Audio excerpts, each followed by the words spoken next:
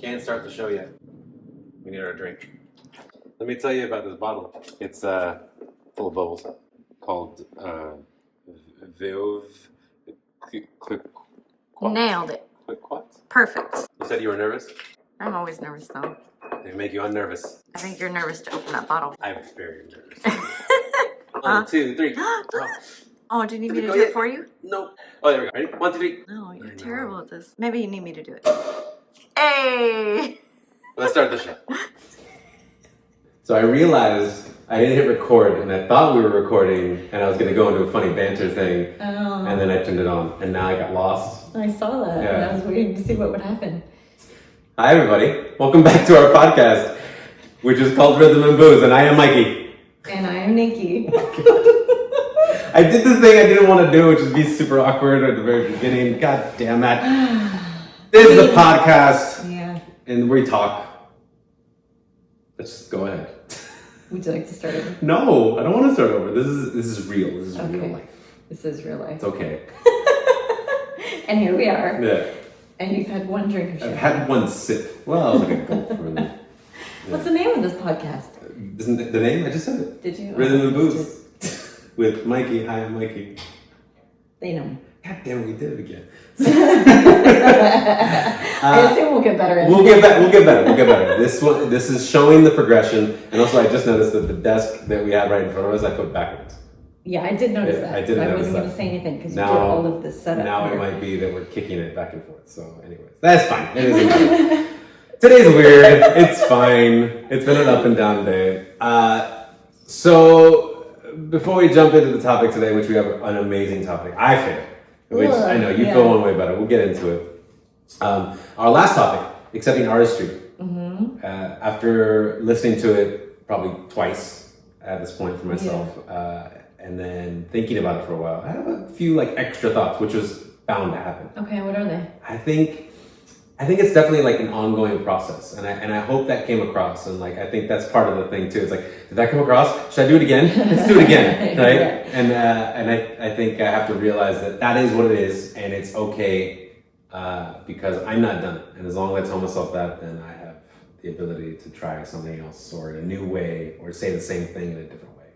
Yeah, I think that after listening back, there's a lot of things that I realize I could have touched on, or there's just so much when you talk about accepting your own artistry and your influences and how that shapes you as the type of artist that you are. Totally. But I think, like you said, that's part of the process.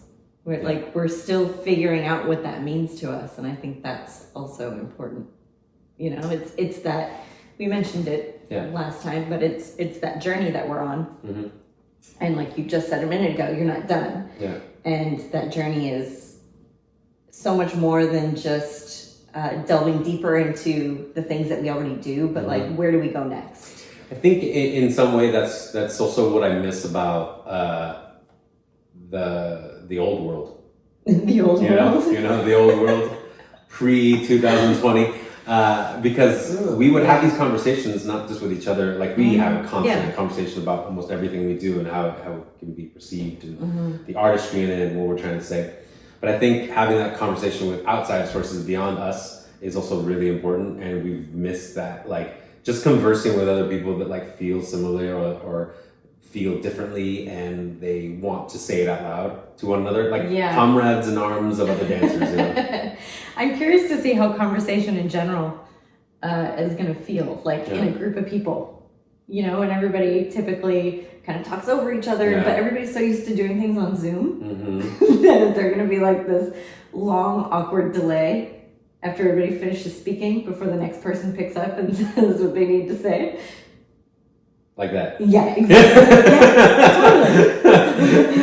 I think it might be. I honestly believe from the little interactions that we've had with people outside of our bubble, I feel like it's actually been really good, and it's been really respectful, and I think people are really mindful of that. And I think they expect the pause now a little bit more, which is nice. It forces you to actually listen to what the person you're talking to is saying. Instead of thinking about what you're going to say next all the time, you have to really just wait and be really sure they're done talking. Exactly. And you got all the information and the computer didn't glitch and the artistry of conversation. Yeah. That's exactly what I feel like that's going to be a topic for us at some point. For those viewers watching on YouTube right now with the video, our light is dying. The ring light is dying. It's had a 2020. Yeah, the rest of us. And it's time to try to get a new one. If you have any suggestions, hit us up in the comments down below. So we're gonna move on. What are we drinking, Nikki? We're drinking fancy champagne. What's the name of this fancy champagne? I don't know. Don't drop read it. it. I read it in the No, pre-show. Sure. Don't worry about it. Champagne. Bubbles. Yeah. It's yellow. It's the yellow label that looks really pretty. Why are we drinking champagne? Because the label's pretty.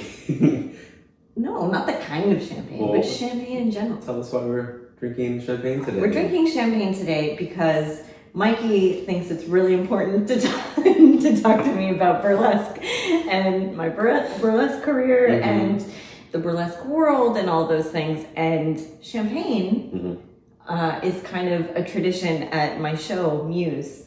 Mikey would supply the backstage with a couple bottles of champagne for all the performers. The good stuff. The real good wink, stuff. wink. At the copper door. Yeah. I feel like that's something I've been told a very long time ago. It's like champagne and burlesque, like definitely go together. A little bit of bubbles and a little bit of alcohol makes you all bubbly. I don't know if that's really true or not, but I think it's also. I don't want to use that term. It's a really great way to get you prepared for something you're about to do, which may be nerve-wracking a little bit. Sure, yeah, it is. I don't think it's needed. Not everybody needs it or wants it, but I know for me, it certainly takes the edge off. It's like a glass of champagne and also a whiskey. Yeah, and then maybe another, but mostly cutting off right there. After, yeah. Cutting off right there. I know a lot of people in the burlesque community that we've been backstage that I've been very, very honored to be a part of. Do not allow that, and that's totally cool, and each person has their own thing, and we'll get into that maybe a little bit later, but we're drinking the bubbles because this is burlesque and bubbles today. And like Nikki said, I feel like it's very important on many reasons, but I think one of the main reasons that I want to, and you're going to probably hear me say this a lot in the podcast, is that I truly believe in your outlook and your perception and your point of views on the topic of burlesque, and it's helped me kind of view it in many different ways. And the most important of which is how similar it can be perceived as we do Lindy Hop. Yeah, there's a lot of similarities. A lot of parallels, a lot of similarities. You can draw a lot of lines together on many respects, the good and the bad and everything in between. And so with this whole topic, we really want to dive deep, not into just the history and like, where did you start? Like it's more like you use that voice the whole time. Yeah, only one asks questions. I got it from Anjali. I think it's more important to realize for everybody at home and listening that this is these remarks and comments and point of views are only from Nikki, Moxie Gold, Marvin, and we'll get more to that later. And Mikey Petrosi. But it does by no means that the whole rich history that is still living right now is still ongoing, it's still changing as it should be, just like Lindy Hop, just like a lot of things. But there are some truths that we like to say. Yeah, and like Mikey said, just like Lindy Hop, burlesque is a living, thriving community with lots of ups and downs, just like every other community. See.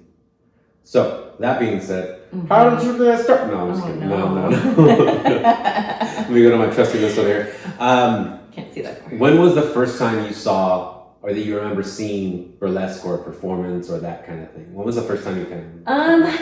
Well, I think that I knew of burlesque as this old-timey thing that was in the movies, whether it was Rita Hayworth and Gilda, or Marilyn Monroe, or just, I mean, you name these old movies, it was such a standard thing to have this like showgirl come out and do a performance, right? It's so common in old movies. And I was raised on old movies. So my mom introduced me to all of these old movies at a very young age, and I was always interested in those things. Vintage culture has always been a big part of my life. And I think I always kind of idolized these glamorous, beautiful women, you know, on stage, totally. and they're soloists, and always loved the costumes. Let's be honest, it's always right? loved the costumes. And my mom was a huge Marilyn Monroe fan. And so I grew up also being a huge Marilyn Monroe fan and reading all the biographies and watching all the movies and seeing all the documentaries, not just on her, but on Lucille Ball, who started out as a chorus girl. And I mentioned Rita Hayworth. And so there's so many of these old film stars that I've always my entire life been drawn to. And so I knew about burlesque in kind of a roundabout way. And also my grandparents lived in Vegas, and they're part of old Vegas. And the original, you might say. The original Vegas. The cool Vegas. It's well, pretty cool. The mob Vegas. Yeah, there you go. It's a whole thing. We can talk about it later.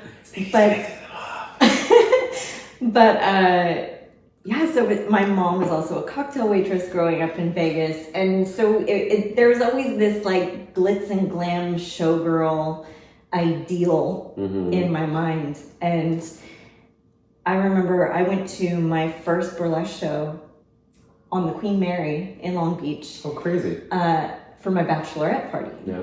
And it was terrible. It was so bad. Do you remember any of the performers?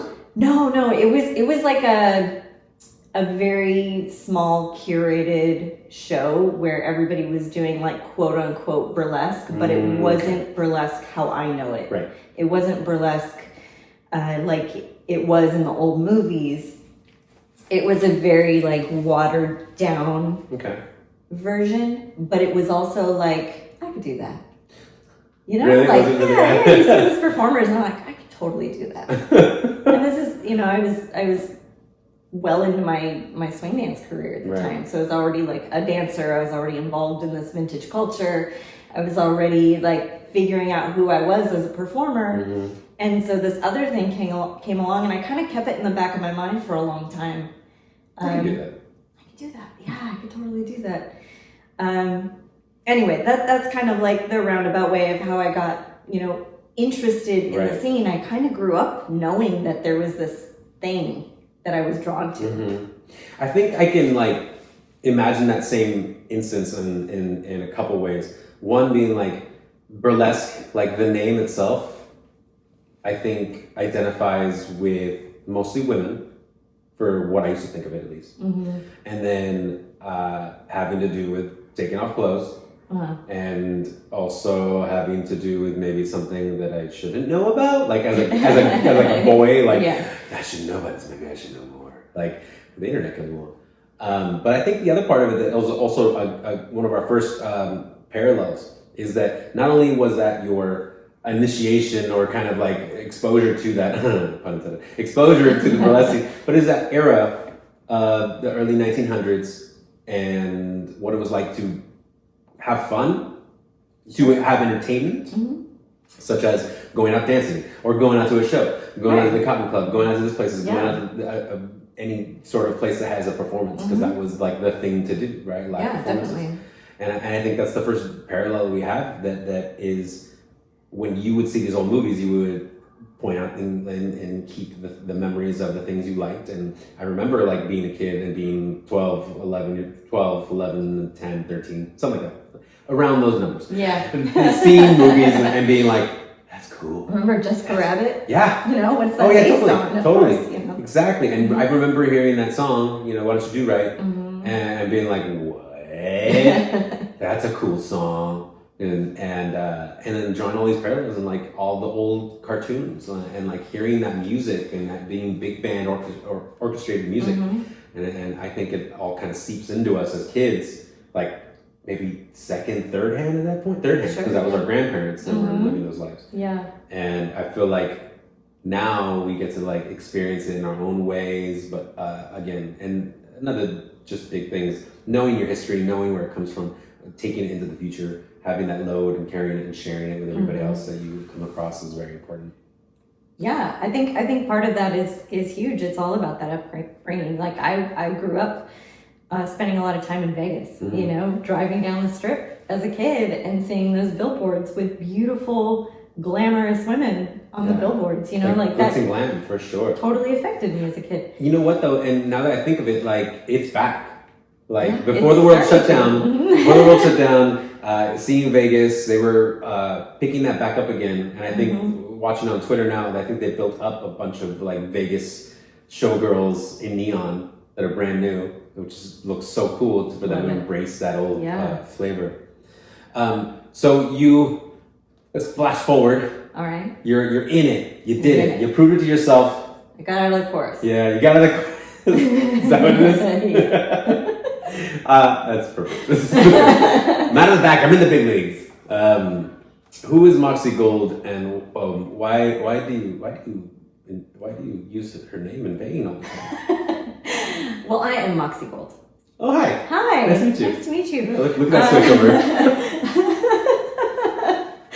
She's much less shy than Nikki Marvin is. But no, I think that there was a time in my life where Moxie was this, you know, other side of me that I kind of kept secret from the other parts of my life, including my family and my Lindy Hop friends.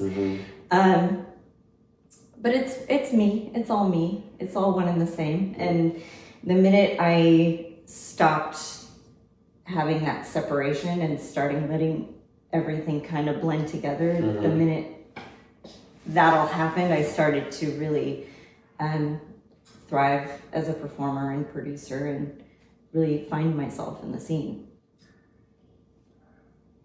I definitely identify with that, as we've talked many a time. I think with being a part of a community, it's very hard to immediately be yourself. And this isn't for everybody, obviously. Like, some people can, and they do very well for themselves in whatever situation. But I think a lot of us it's easy to put on a mask and try to be this other person, maybe an extra version of yourself. But then hopefully you realize very quickly that, like, actually I don't need to be that mask anymore. I can be myself and then live better and perform better and do better and work harder because I'm working with all cylinders going as opposed to just a few parts of it. Yeah, that's true. I think that I was just so afraid of what my family would think, you know, doing burlesque, and what the Lindy Hop community would think of me doing burlesque, and also what I thought for myself, because, you know, there's all these barriers that we build up for ourselves and insecurities and things that we have to fight through. And I think taking on this kind of persona and identity, but then also accepting it as myself, kind of allowed me to open all these other doors that I had closed. And it really made a huge difference for me as a performer. Would you say also as a person as well, like the rest of your life? Oh, for sure, yeah. Well, as a performer, and, you know, we talked about this in our last podcast, but the minute I started performing, I also started producing. Right. So right off the bat, I was putting myself in a position where I am now hiring people who I look up to and who inspire me, and I'm just this little nobody, you know. But I want to make an amazing show, so what do? You know, I reach beyond myself to hire the people that inspire me to be better. Who was that? Do you remember? My first show? Yeah. So my first production company was with Miss Lucy Lipstick, who is Morgan Kessner, who is in New York now, I believe. But she was out here for a while, and she'd been involved in the burlesque scene. And she moved out here, and she jumped on the Atomic Cherry Bombs. And we started talking about producing a show. And we came up with Risque Rhythm, which was our little production company. What? I will say, I feel like I had a little bit to do with that. Did you? Yeah, because I remember talking to Morgan, like, back when she was in Atlanta. And she's like, I'm thinking about going to LA. I was like, oh, you know, Nikki does burlesque too, I think. I'm pretty sure, like, you guys should talk. And I always feel like I tried. And I was like, I was like, go talk. And then I just like left for a year and came back, and all of a sudden you guys had this giant show. Yeah, that's kind of how it happened, I think. No, but Morgan and I were a great team, and she had all this knowledge that I didn't have. I had been in shows as a chorus girl, but it's very different to produce a show. And we did, for our first show, we did Valentine's weekend. We did 2 shows a night, Friday, Saturday. We sold out every show, and we learned so much. It was this tiny little art theater in downtown LA.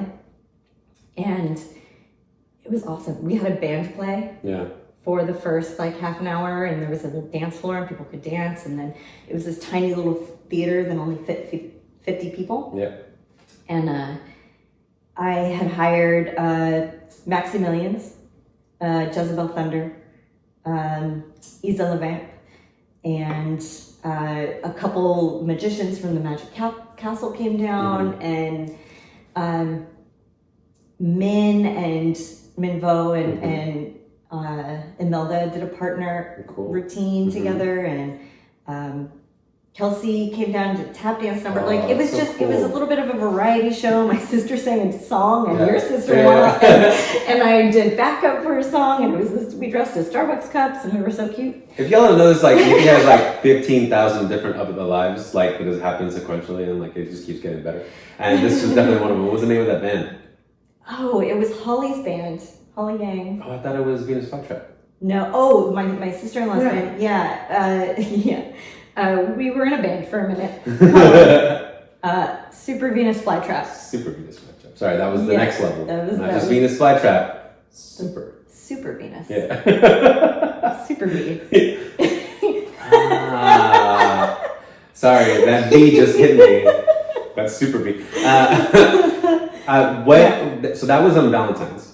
Yeah, that was a Valentine's weekend. So it was, I think, the 13th and the 14th. That's and we so cool. Sold out, like oversold the show to the point where we had a line outside and had to turn people away. It was crazy. I will say this is what I've learned over the past years now, and then hearing this as well. Like, if you want to start a show, like Valentine's is definitely a great time to start. Yeah. You'll get some momentum immediately because everyone out there is looking for something really fun to do as a couple, but not willing to go that far. Like, yeah, it's kind of like a safe, fun thing to do as a couple, and I mean, we did a good job. Yeah. But I look back at that show and I'm like, oh my god, I can't believe we did this. I can't believe we did that. I would have done this better, and like that experience, like kind of shaped how I do shows now in a lot of ways.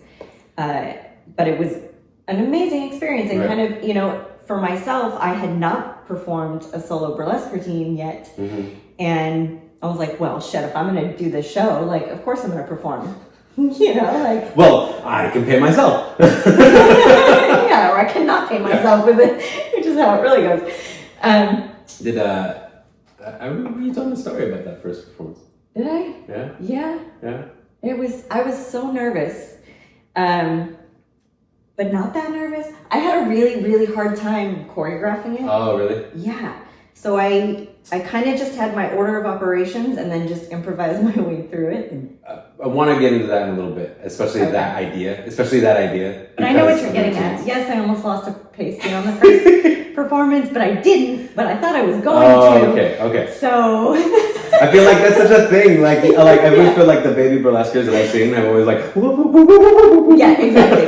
You're kind of like looking down the whole time, like, hoping that it's still there. Like let's be honest. Like no matter what, like it's such strong, confident people that go up there that are so cool, and I admire a lot for doing what they do and admiring them for the people there.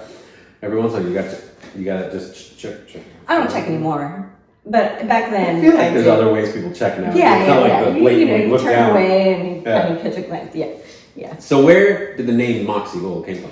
Moxie. So I was kind of I was struggling with finding a name, and it was like a couple weeks before showtime, and I was having a really hard time. And I had this other pseudonym that I went by before, which was Ginger Holiday. Okay. So I didn't really think about that. Yeah. I want to say Valentine. No, that's someone else. I was like, what was it? There's always a ginger. A ginger is always the first one. Right, and that was kind of the struggle that I was having. There's so many gingers, and I'm not a ginger, and I'm, you know, like, I was kind of, when I chose that name, I was thinking of it more like Ginger Rogers, like, you know, as opposed to Redhead or whatever.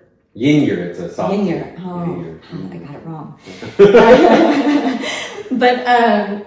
But Morgan and I were going back and forth in email, and I would say, I don't know, I'm just you know, send me ideas, I need help. And she sent me a list of names, and it was, I don't even remember if Moxie and Gold were paired together, but it was like Moxie, like, yes, that, I feel like that describes me. Right. You know, it kind of describes the fucking tenacity that I decided that I have. Yeah. Well, it's always synonymous with like, hey, she's got all that Moxie. Exactly. And so, who the fuck knows that name? Okay. Yeah. But I was like, all right, that resonates with me, you know, Moxie. And I'm like, all right, I've always worn gold. So. I love gold. Yeah. Moxie Gold, I like it.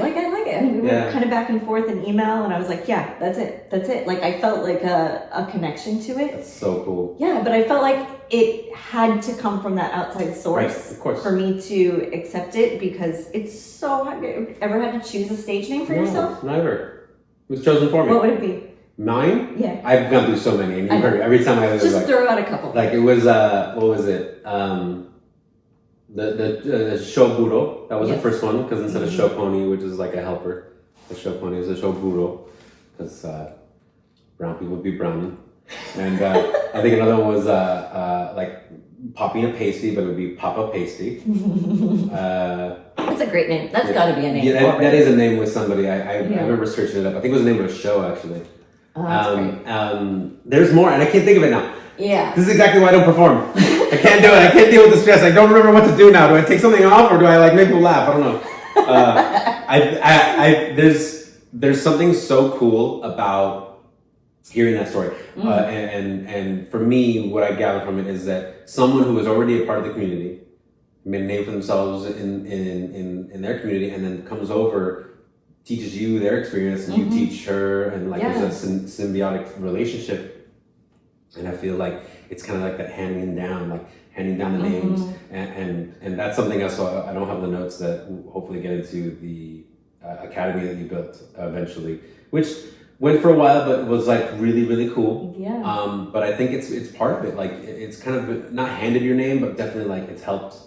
Like helped someone else in the community helps you get a name. Well, that's kind of a thing in burlesque. So you kind of have someone who fosters you, whether it's you take burlesque classes and it's the instructor, and they kind of, you know, show you the ropes and introduce you to producers, or they help you put together your first act, or you have another performer who kind of helps you along your way.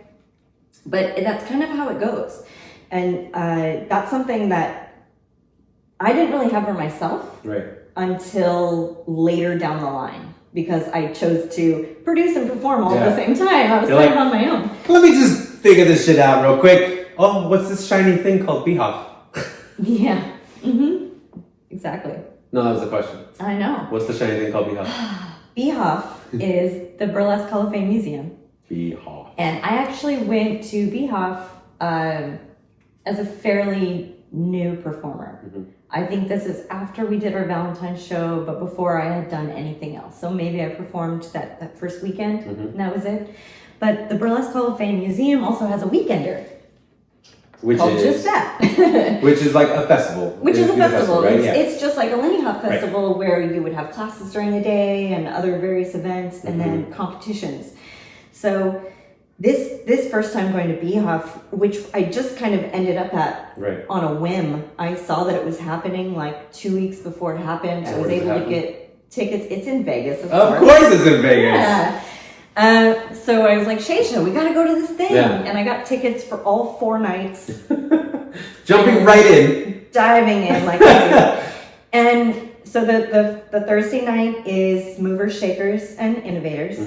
And it's a full show featuring performers who applied to be in the show. And then the Friday night show is the Legends show. And I'm going to come back to the Legends show. Totally. Because it's such a big deal. But the Legends show is exactly what you would expect it to be. It's the Legends of Burlesque in a show form. And then on Saturday is the big competition. It's the Miss Exotic World competition, which is our biggest competition, worldwide performers. It's like a 6-hour show. Yeah, I've sat through it. With results at the end. I stood through it the whole time. And then the Sunday show is the Icons and All-Stars. So sometimes it's legends, sometimes it's past performers, sometimes it's former queens. But it's just, that first experience was just mind-blowing for me. What do you remember? What's like the one standout or standouts? Excuse me while I reach over. Oh, you can go ahead and refill my little bubbles too. Okay. Keep talking. I'm gonna keep talking. So, it's my first time at BHF. I forget what year this is. Maybe this is like 2014, and I go to the Legends show, and the Legends show is exactly that. It's the originators, the innovators, the people you were seeing on the old VHSs. Right, and the black and white clips that you see. It's performers from the 40s, 50s, 60s, 70s, 80s, all doing burlesque. Right. Because again, just drawing another parallel is it never went away. Right. It became what is easily termed as a underground scene or underground community. It's not in the forefront of the everyday people, but it was still around, and there was people still killing it in different ways. Well, burlesque had a resurgence in the 80s and 90s, just like, or late 80s, early 90s, just like Lindy Hop did. Just like Lindy Hop. The same exact thing. The scene died, people sought out these legends, and they said, teach me. Right. And they did. And, you know, at this first BHF, I got to see them perform. Blew my mind. It completely blew my mind that these, old ladies would, come out in their wheelchair and get up and just kill it on stage. And it blew me away. And then I had the opportunity that same weekend to take classes from a couple of the legends. And these were amazing opportunities. I took a class, I'll never forget, from Tony Elling. Okay. Tony Elling was named supposedly by Duke Ellington, and she was his satin doll. So there's a Duke Ellington song, Satin Doll. Supposedly this song was her song. It was made for her. That's so cool. And not only did I get to take a class from her, but I got to see her perform. And I was just like floored at her stage presence. And something changed in me that weekend. And I was like, this is definitely something I want to pursue. This is definitely something I want to be a part of. I didn't think I could ever make my way to that stage, but I knew that I wanted to be in that room every year. Of course. And I think, again, it's just like drawing the parallels, is understanding the past and the connection there. When it makes a connection with you, you can either not pay attention to it or just leave it alone and just have fun and just be there for what it's worth. Yeah. Or you pay attention to it a lot and you really understand it and you really try to get to know it and it becomes a part of your life. Do you remember your first time seeing a Lindy Hop legend? I think, man, I don't remember exactly who it would have been.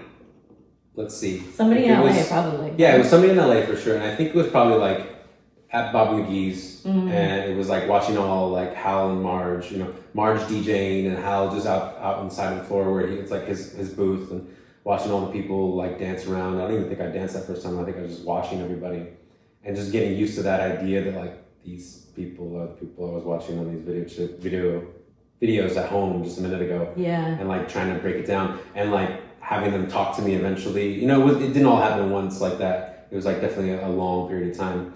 And I feel like that connection to them, especially someone like Hal, who like gave me the time of day, and like definitely my partner at the time, Cassandra, her mom was like, oh, she was like, I'm gonna go talk to him, he's not scary old man, he's just an old man. And I was like, these two, they just won the contest and they used your move, and they go, oh yeah, what move? And I was like, you ready to go right now?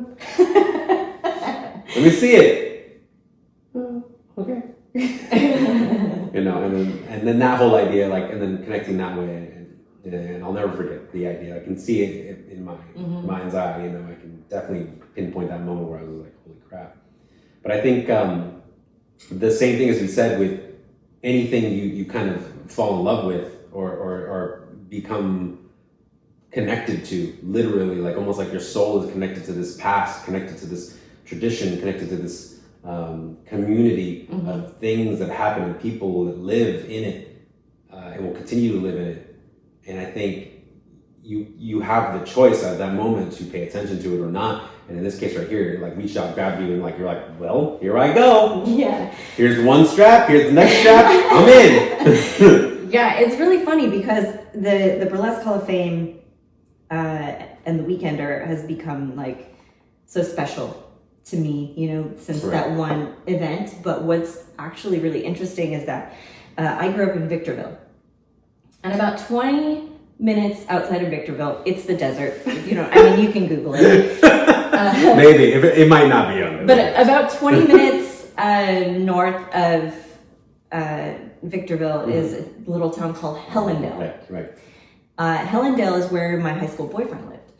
And I used to drive out there all the time. And it's like, you take Route 66 to get there. Like it's either one highway or another highway. It's dirt roads. It's out in the middle of nowhere.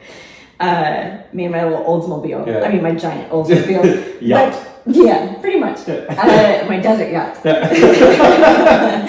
But all of this time driving out to Hellendale, I always heard of the Stripper Museum. Right. The Stripper Museum. Like all the kids in school that lived in Hellendale knew of the Stripper Museum. And I was always like, I want to go. Seriously, like, I want to go. I want to go. That sounds awesome. I want to go. Never went. Turns out that Stripper Museum that I heard about all through school was the original Burlesque Hall of Fame.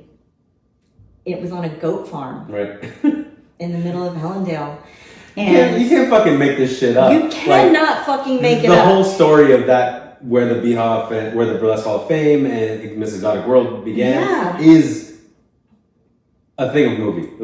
It is. And Dixie Evans, who owned the goat farm, used to have a bar. And back in her bar days, she was a performer. She was the Marilyn Monroe of burlesque. She was a big deal. She had a bar, and her performer friends would come perform at her bar, and things would get left behind. Somebody would forget their bra, so she'd tack it to the wall. Somebody would forget their thong or whatever, and she'd tack it to the wall. Lose a pasty, tack it to the wall. And so Dixie Evans became this collector of burlesque memorabilia and costume pieces and all of these things. And so in her goat farm, she would curate this museum, and you go out there and it's like you honk 3 times and she'd come out herself and she'd give you a little tour of the museum. Anyway, now it's in Vegas. It's so cool. Yeah, but isn't that so crazy that there was like 20 minutes away? 20 minutes outside my house this whole time, and I heard about it and I never went. I remember finally figuring that out when I went to BHF and being like, isn't that like real close to you? You're like, yeah! And you tell me the whole story, you know? Now it's such a perfect like story for the world to understand it. But then it's like another like perfect story for the desert. Of course, it's like out there on a goat farm, and it becomes this worldwide phenomenon. And now it's in this like beautiful brick and mortar museum in downtown Main Street, Las Vegas. Well, and those Vegas. Yeah, you said Las Vegas. Nobody says that. Las Vegas. Las Vegas. Yeah, that's Spanish.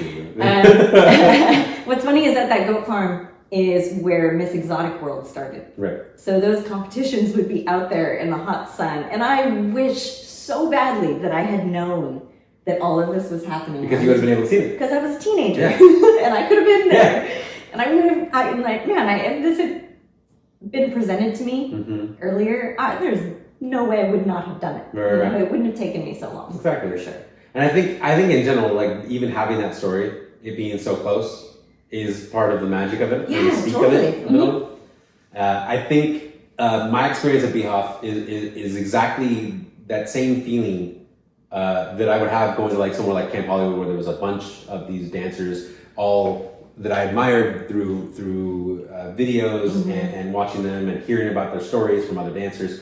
And I feel like that was the culmination.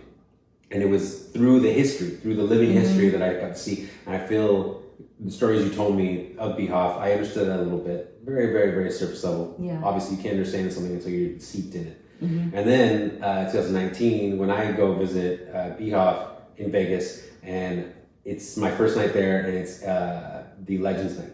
Yeah. And I was just like, you're sitting with me. And I was like, okay, whatever. And then we sit down, and then your entire talking about every single one, and not for a second did my eyes like divert from this amazingness. And yes, to put it like, let's put it plainly, it's a bunch of older people getting on stage and doing their thing they used to do in their 20s, 30s, or 40s. And they're so much better. And they're so much better, and it's the smallest things. And it's the smallest things, and you're like afraid at first, and then they get going, and you're like, holy shit, I understand why the universe is the way it is. I understand why the clock moves this way. Like, I understand why the world turns. Like, there's like a lot of little things that I don't think I would have understood if it wasn't for my experience through Lindy Hop and understanding that and appreciating that. Appreciating the VHSs when I was a kid and understanding that these movies meant something to somebody and they were art and the dance was cool, but I didn't really recognize it until later. And then understanding that I can meet those people down the street and then all of a sudden I can meet those people doing their thing amazingly. You could say the same thing for burlesque. Totally. Yeah, it's crazy how parallel they really are. And I think coming from the swing dance scene and having such a love and appreciation for the legends of our dance and having the opportunity to spend time with them and watch them from afar even, or watch them on their videos, having the opportunity to see the same kind of thing with the Burlesque Legends, like obviously I was, like enamored by it the same way I was the Lindy Hop Legends. And it was just so amazing to see that community cared for their legends as much as we cared for ours. Yeah. And like truly appreciated, everything they did to make this art form what it is. Right. Because, you think about the legends of burlesque and what they had to live through to pave the way for us to do it today. Like burlesque history is women's history. These women were doing this when it was illegal. Right.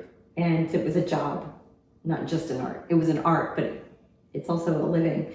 And it's amazing that we get to do this today and it's accepted.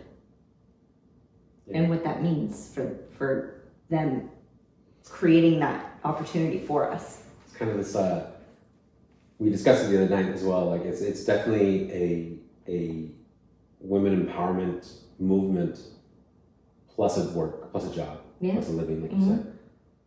Plus, for minorities, it was also another way for them to be amplified and pushed forward into people's realm, because or else they would have never been experienced to that too. Exactly. And I feel very humbled by that, because like I think a lot of times as a Lindy Hopper, we would like see the world and see all its trashiness and weirdness and be like, oh, Lindy Hop was the bastion of hope, and like if people could just learn the Lindy Hop. Wait.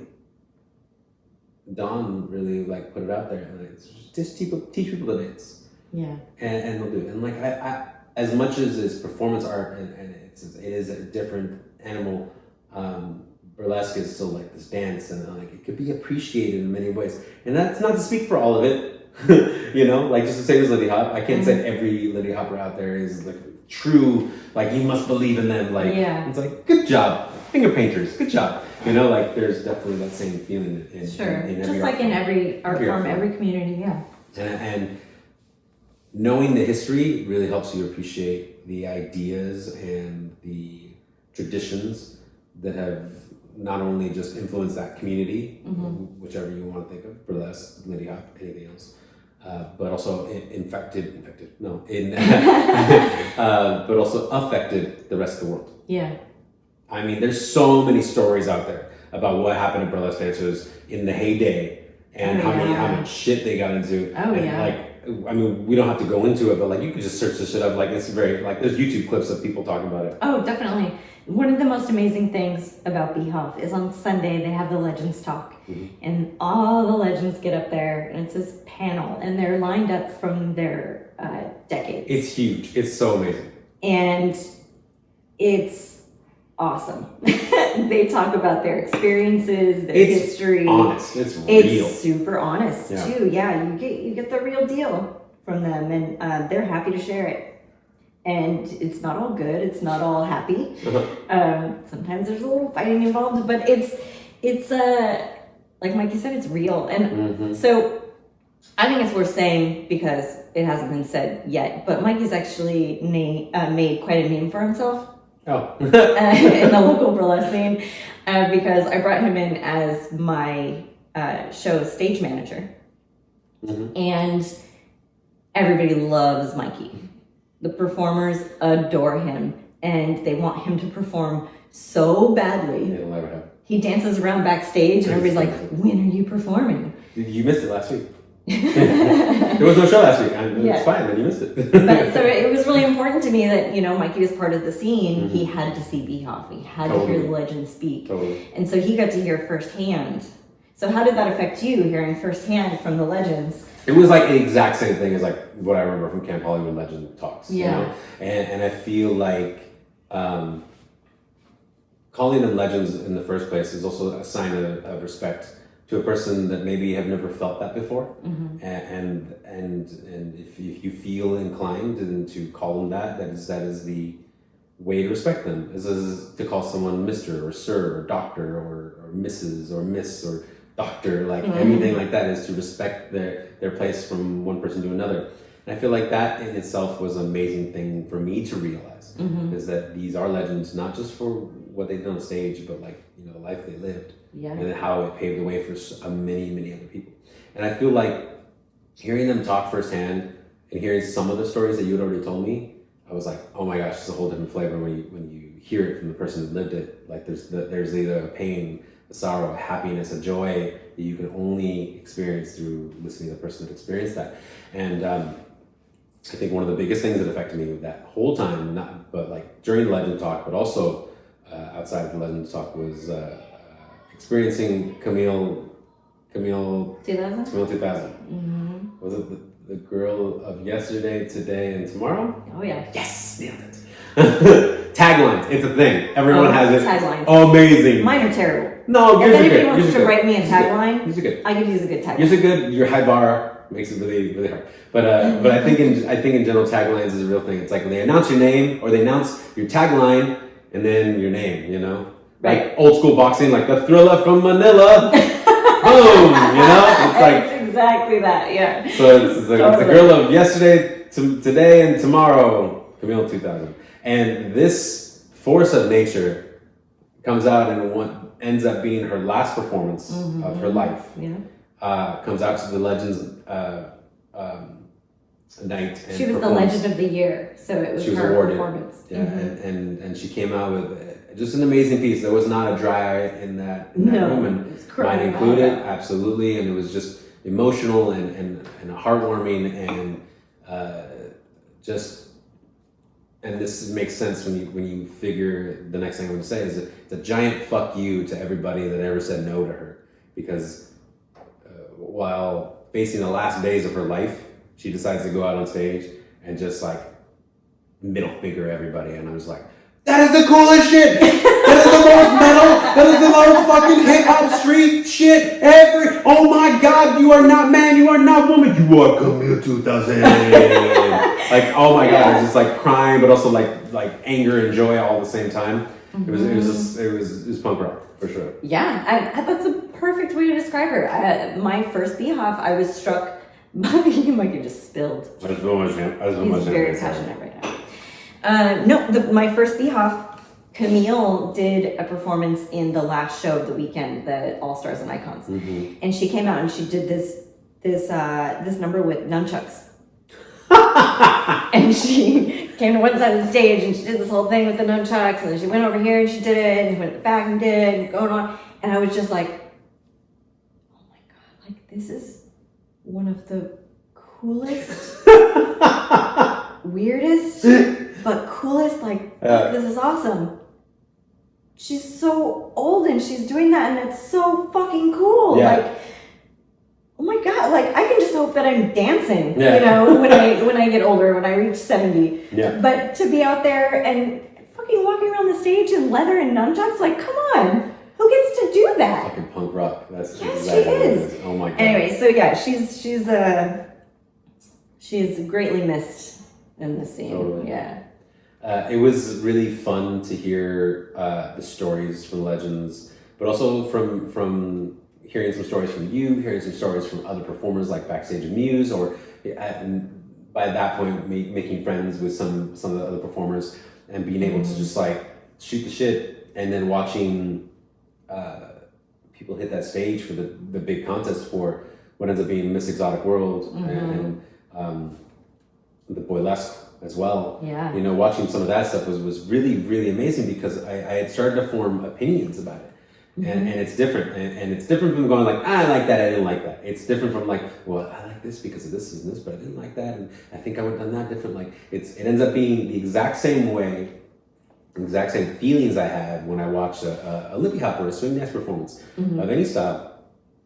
Mostly because like I can envision myself there, but also I can hear the music, and the music always makes people move a certain way, not the same way. And I respect that. So I see that some performers are moving in a way that I enjoy, and other people are interpreting it in a different way. I'm like, okay.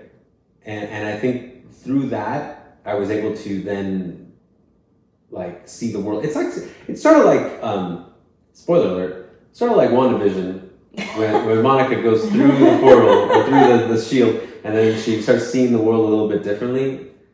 And it's sort of that. It's sort of realizing that you're in a sheltered world, and you see this other sheltered world, and you're like, I want to belittle it because it's not my world right here. Yeah. And then I go towards it, and I can kind of see inside. It looks kind of fun and cool. That doesn't look as bad as I thought it was. And go creep a little further and further and further, and soon enough you're in that other world, away from your other bubble.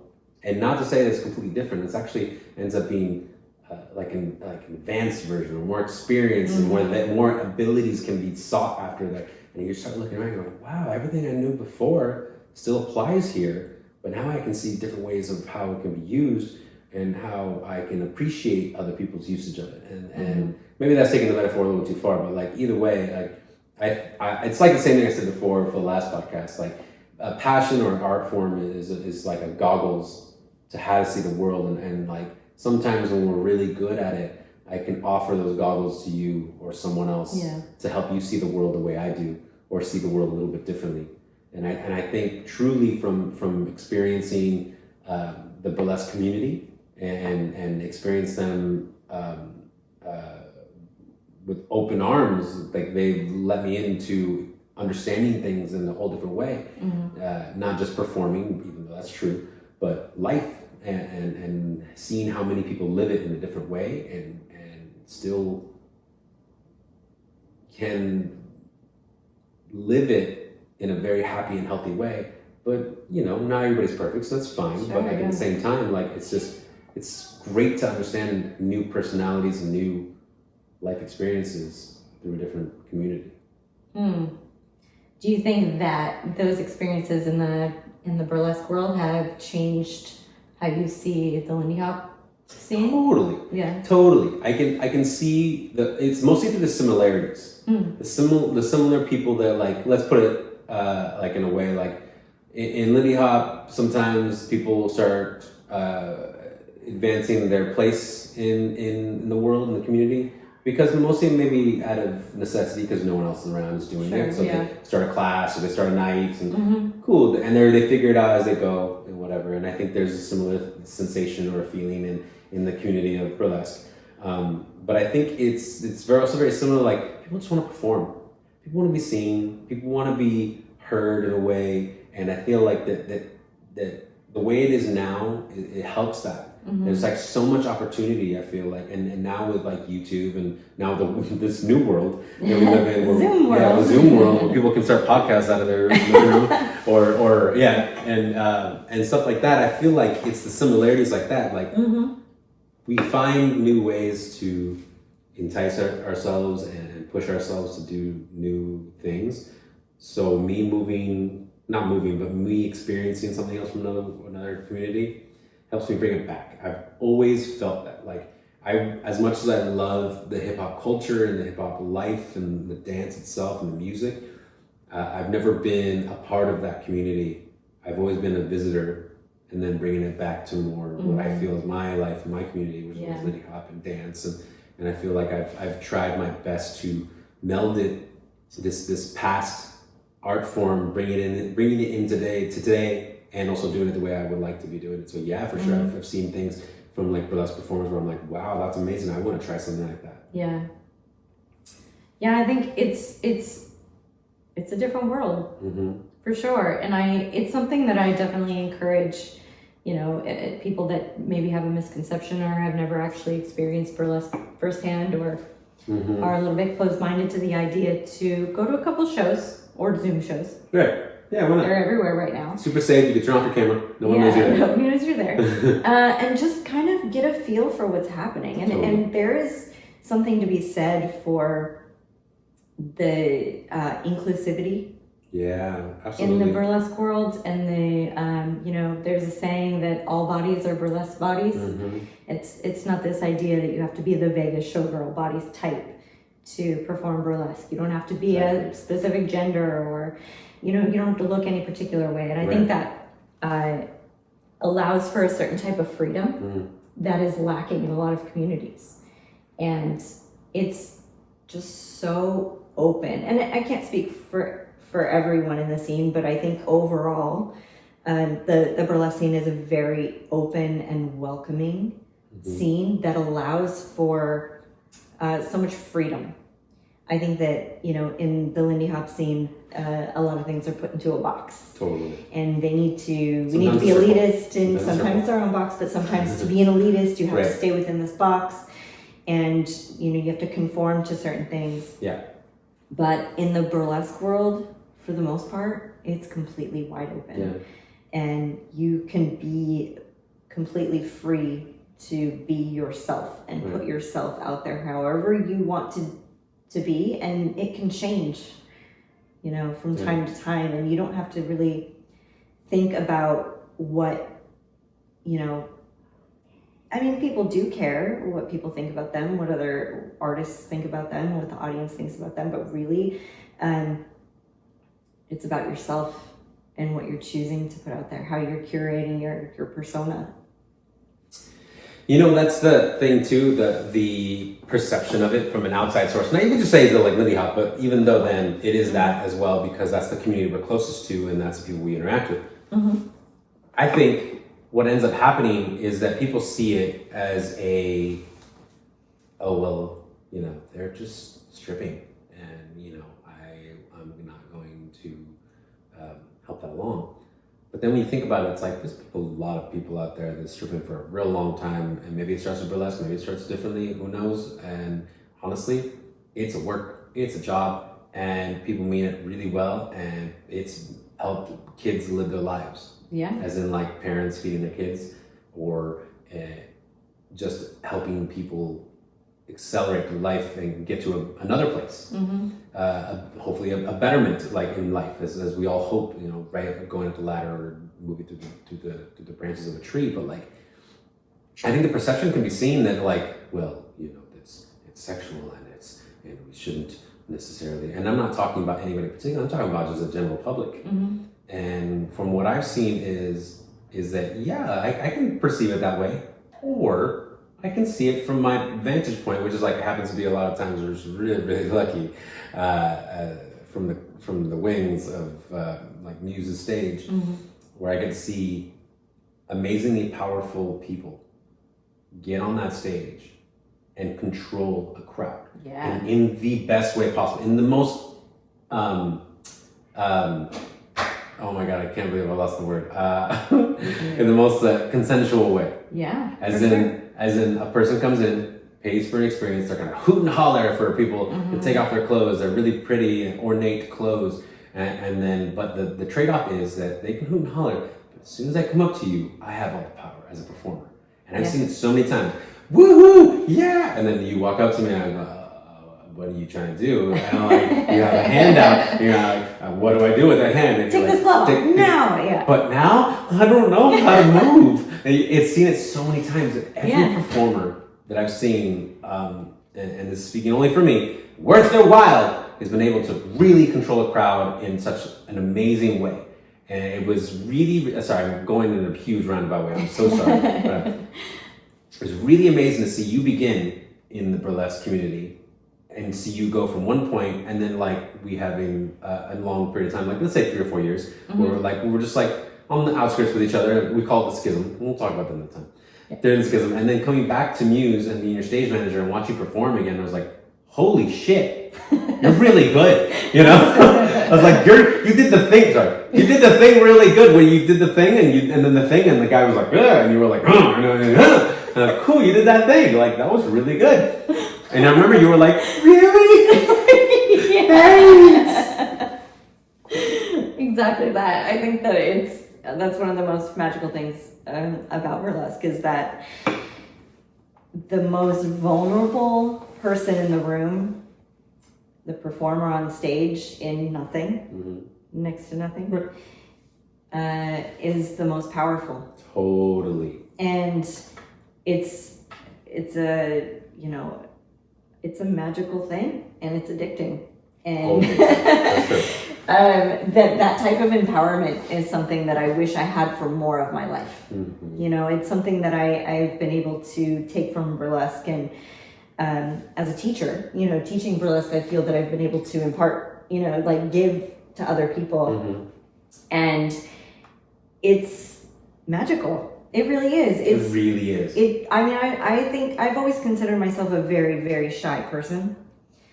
I'm getting better. One day you'll be less shy, and you'll be able to do burlesque. One day, maybe. Like my fans, like my beautiful pheasant feather fans set up over here that I rhinestones. They're beautiful.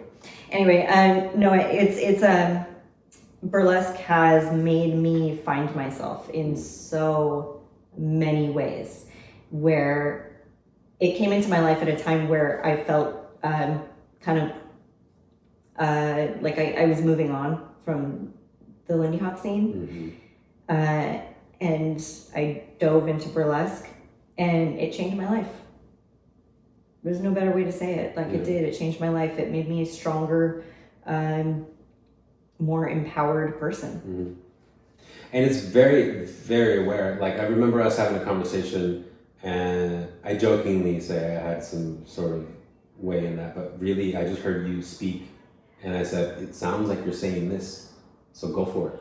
Like, I remember us talking about I don't know about Lindy Hop, and you're like unsure, just kind of like wandering, but then when you spoke about burlesque, you spoke in such a way that was so impassioned, and I hear it now more than ever, with a lot of things, because we're working really hard every day on so many different things. But I think in this case, it's like, it sounds like you want to go with it. Just go do it, go full on. And I don't by any means, I jokingly say that I had something to do with it, but really, I just heard you out, and I heard this urge. So cool to see it actually happen, however many years, maybe it was 3 or 4 years later after that conversation. That I got to see you perform for the first Muse show at the Copper Door, and watching that whole show go down and helping put it up and everything. It was just so cool. I think it is an absolute truth that art like this, performance art, can help you through a lot of things, because maybe sometimes putting on this quote unquote mask that we do for ourselves can actually help you kind of see things in a different light, see things in a different way. And then when you take that mask off, you take some of that with you and into your everyday life. Yeah, well, I think that burlesque is so much more than what you see on the surface level. Because yes, it can be glamorous, it can be glitzy, it can be all those things, beautiful, but it can also make you feel things. Right. Exactly. Performers can do performances where you leave feeling wow, that really touched me, and not maybe not in the way that you're thinking, but it touched you in a way that, and also in the way you're thinking. It could be that too. I mean, that is part of our job, but it's also in this way that you don't expect. Somebody, I do this act where I fill a bunch of balloons with fake blood. See?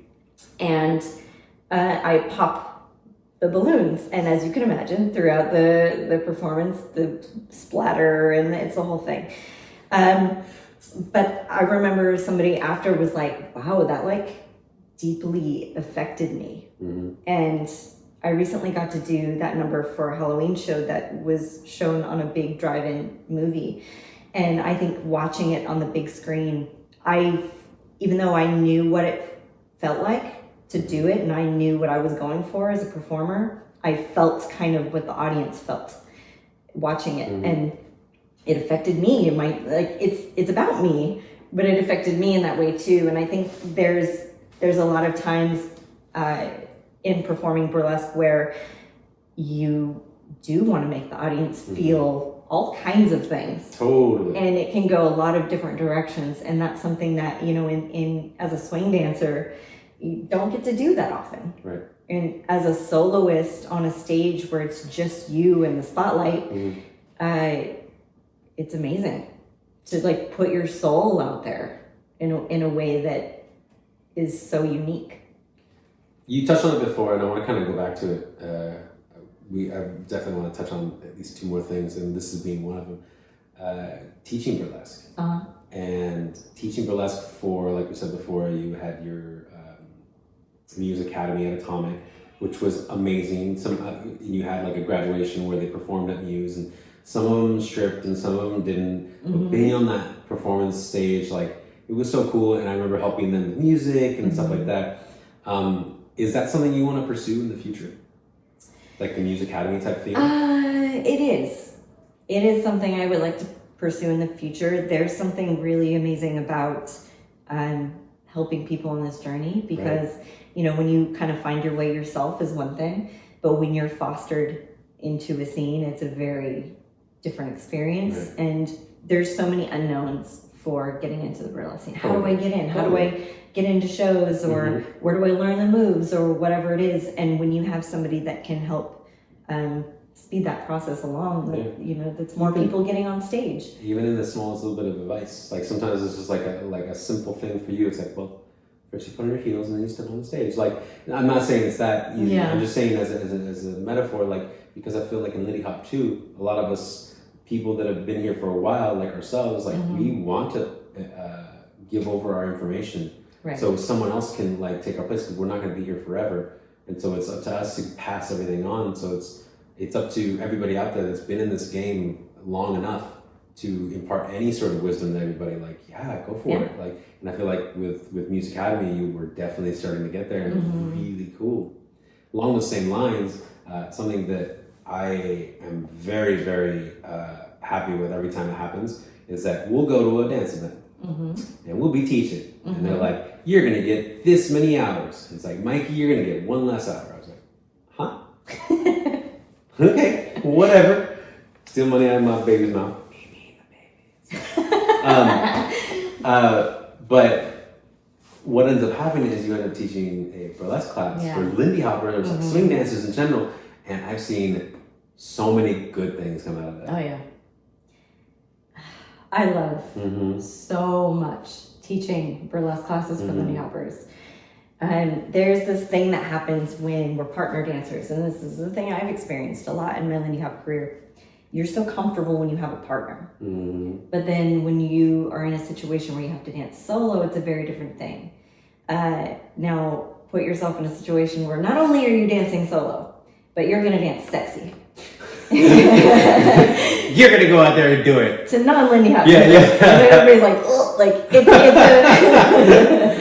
my favorite thing about teaching burlesque to swing dancers is seeing that immediate transformation. It's almost like flipping a switch. Like, you give permission, to 100 women and sometimes men and or all over, everybody, all genders, all identities in a room.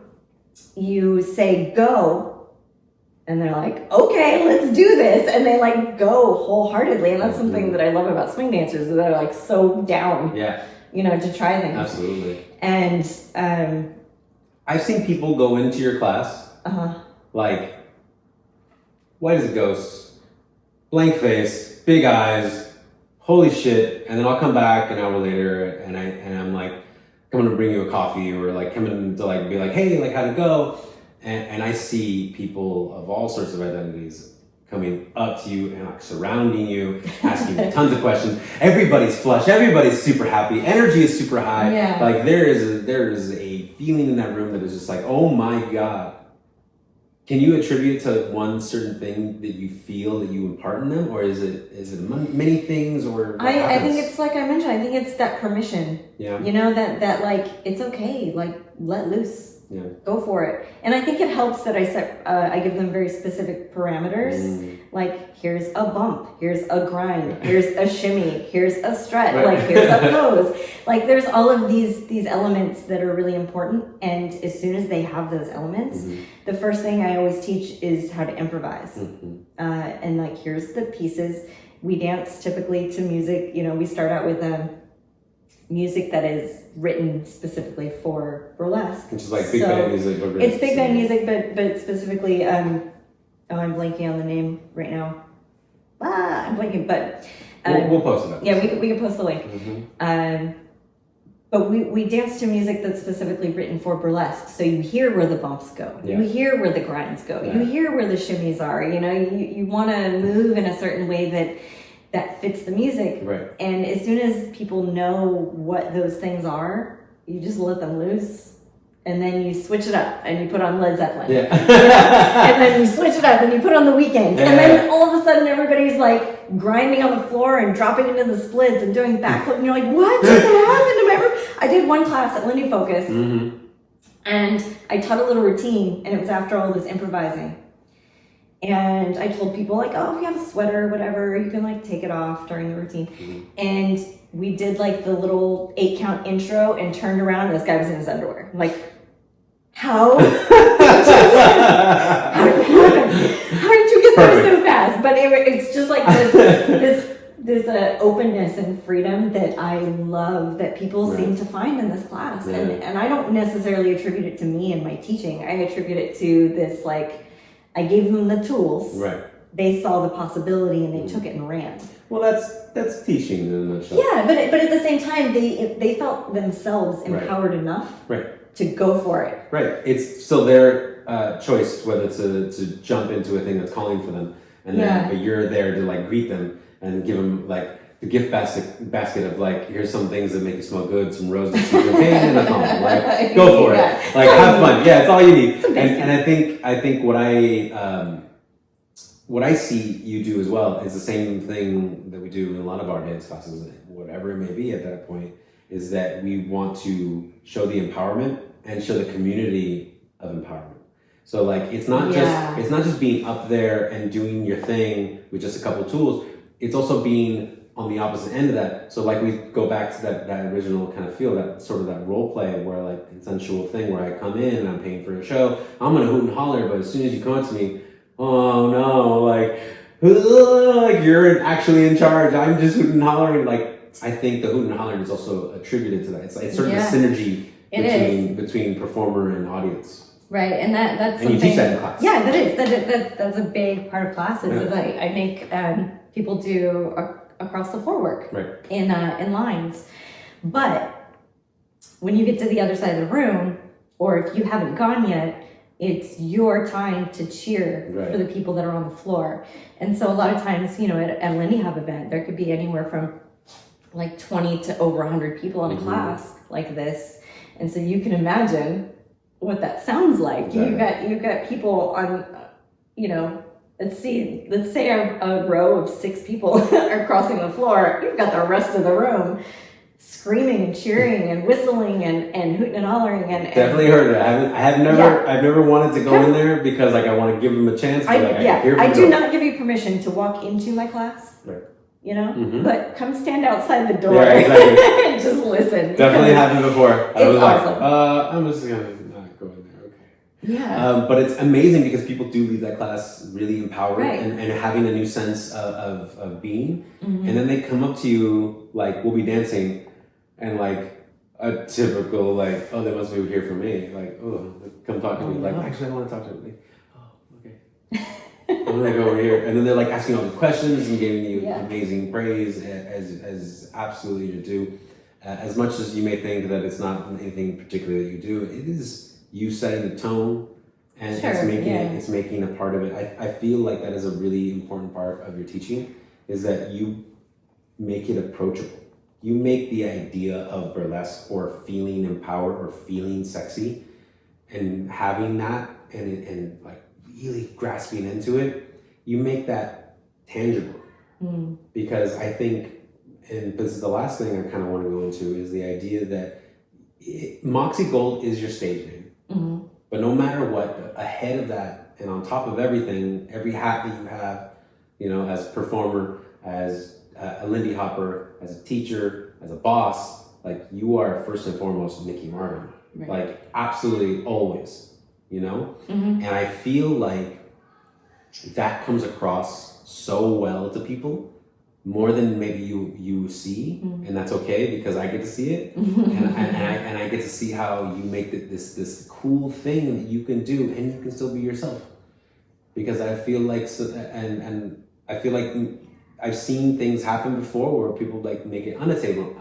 Yeah. And it's it makes it like, okay, cool, you're gonna do that thing, as opposed to like, oh wait, I can do that too, and that's what I feel off of your classes. That's what I feel from the people who come from your classes. That's what I feel when you perform. That's what I feel when you produce a show. Like you make it this great, easily obtainable, awesome, like whatever you come for, as long as you're respectful of the art form, great. And you come with and I say this all the time, you come with the baggage and the knowledge of history and experiences of the people who came before you. And you carry that with you, and you give it out freely, like constantly. And so I've really not only seen the community around you grow, but I've seen myself grow, and I've seen other people grow around you. Like the regulars at your show, I've seen them grow into amazing performers because of the atmosphere that you create. Oh. Cheers! Cheers! Yeah, that's what you say. Great. This is us drinking. This is us drinking. That means a lot. You know, like we all put our best out there, or we try to, and we hope that, you know, people see our true selves and see our heart, or hope that they feel it. But that's all that we can do, and so it always means a lot when somebody, especially somebody so close, says that, you know, that you do. It's really special. Yeah, it was really cool. It was the last event that we got a chance to do that was Lindy Focus.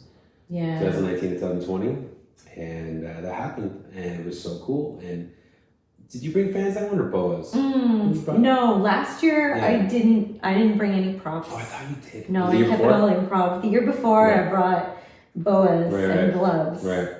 And we left a big mess. Yeah. We loved it. It was great. It was a professional weekend. But that's pretty much a lot of what I have right here. I have one more question. Okay. And I want you to address the jury, the people who are listening. Jury. I think I'm gonna pretend to be one of those people that came out and was like, how do I get started? Great question. Go. Okay. First off, you got to go to shows. You got to go to burlesque shows. I know right now that's impossible. Well, Zoom. But there are Zoom shows. You can go to the next Zoom show I'm in. You can go to any Zoom show. Send me a message. I'll get you started. You post all the time what Zoom shows you actually really enjoy and you want to be part of. Right. Yeah. But there's a ton of Zoom shows that you can catch if you're somewhere that's maybe more open. Maybe you can catch an outdoor show. Right. But that's the biggest thing. You have to go and you have to actually see what the scene is. You can't be like, I'm going to do burlesque, but then you don't actually see a show. You just like jump into it, you know? Do it to the Christina Aguilera song. Yeah. Can you insert crickets there? Yeah. Okay. So that's number one for sure, is go to a show. Part two would be take classes. If you have the ability to take classes in person, I highly recommend it. Chances are, find out if that person that's teaching classes is actually a performer. Right. Because that's key. Find out if you can take classes from somebody in your scene. Just Google burlesque classes. Something will come up. Ideally, that person should be a performer. If not, look up Ginger Valentine and her strip school, because she's an amazing performer, award-winning performer, and she's got these super accessible online classes, but she also does a Dance with GV, I think is called, on Instagram, where she'll do like free live stream classes. Right. And she's super classic performer. She'll teach you all the basics that you need, and she's super hot and an amazing performer. So I highly recommend checking that out. Always speaks on empowerment. Yeah. So it makes you feel better already. She will inspire you to no end. Definitely check her out. That's the first part. You gotta, see the shows. You gotta get yourself moving, learn the basics, and then, from there, it's a good idea to make friends with a performer. And if you're going to shows and whatnot, you can find somebody that can mentor you, that can help you get an act together. That's the third part, is that you gotta get an act. It's kind of like if you've ever seen the movie Gypsy, you gotta have a gimmick, it's a thing. But you don't really need the gimmick, but you do need an act. And a lot of times to get into shows, you have to submit. So it's not that, a lot of times once you're an established performer, producers will reach out to you and say, hey, you fit my show, come perform in my show. But when you're first starting out, you have to submit to shows. So that means you would film yourself performing your act from start to finish, even if it's just in your living room. Right. And then you would submit that video to producers in your scene, and they'll either book you or not. Right. And if they don't book you, ask for feedback. Right. It's all a learning opportunity, and the community is super welcoming, and they want to help you. They want you to succeed. They want you to perform in their scene. So if you need help with that, you can reach out to me anytime.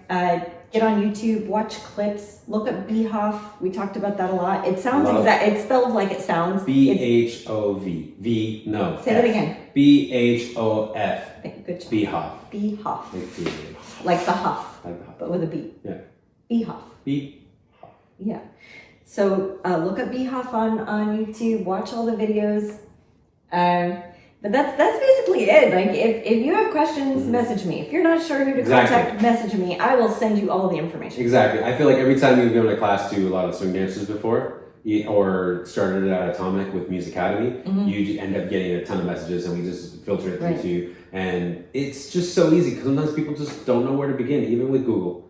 And it is hard. It can be confusing. Yeah. And I think there's room enough for everybody in this, because it's fun. It's cool. Like, you can learn something really, really great from it if you're willing to put in the amount of time and energy that it takes to do it. And you know what? This isn't just for female identifying people. This is for everybody. Exactly. This is, Burlesque is a thing, and I love it so much. Exactly. And some of my most favorite performers are male identifying performers. Look up Tito Bonito. And look up Jake Dupree, who we both love and adore. They were both residents in my show.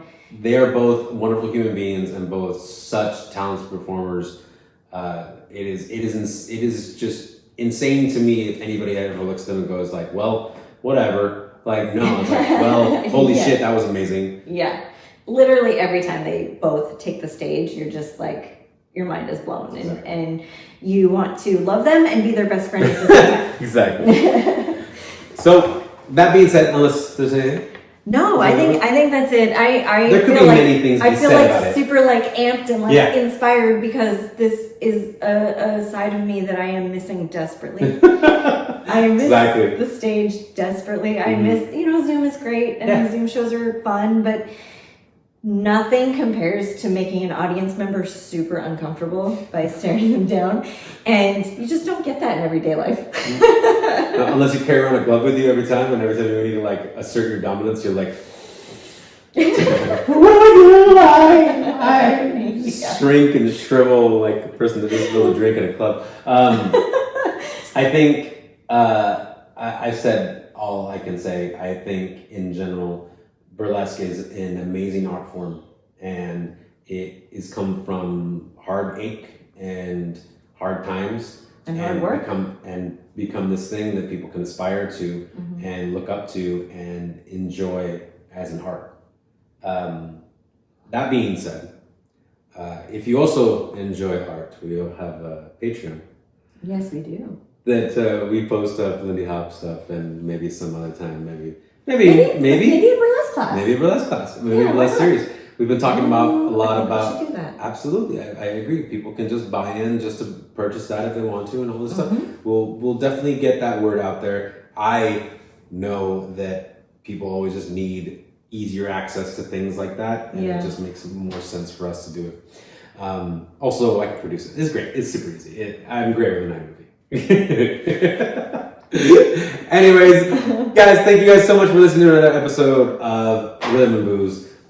This has been so amazing and so enlightening, and I hope people really get something out of it in the sense of learning something new, maybe something they didn't know was that close. Yeah, it really is. Yeah. We're like neighbors. Exactly.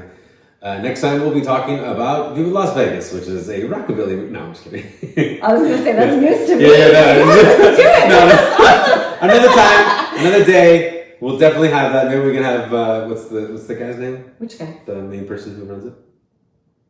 Tom? We'll talk to him. We'll reach out. Be like, hey, be on a little shitty Big time podcast. for us. He's not gonna. He's gonna be like, fuck your podcast.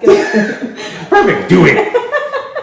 And thank you guys, everybody, so much. So you can always catch us on everything that we do, which is basically this podcast on Patreon. We just joined TikTok, which is a whole other discussion to have, which is super fun and frightening and weird. I'm gonna and have also to cool. do some burlesque TikToks. It's gonna happen. Totally. I mean, you've been watching all of them. Right? You're like, I could do that. And it's like, prove it.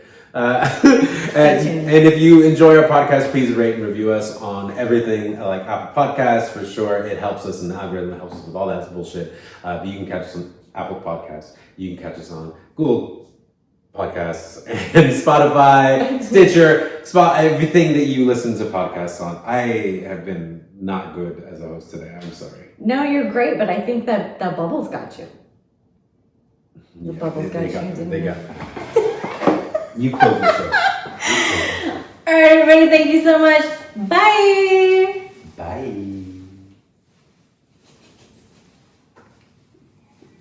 That's it. That's all. You hit the record. Hit the stop button. Stop button. That's the square.